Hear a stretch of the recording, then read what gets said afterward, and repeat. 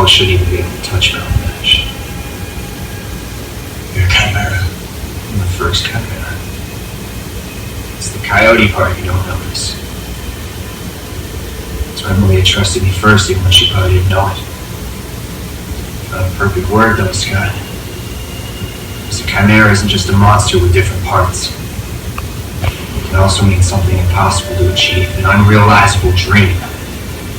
When you realized you became close with me, we can't all be perfect. We can't all be true alphas.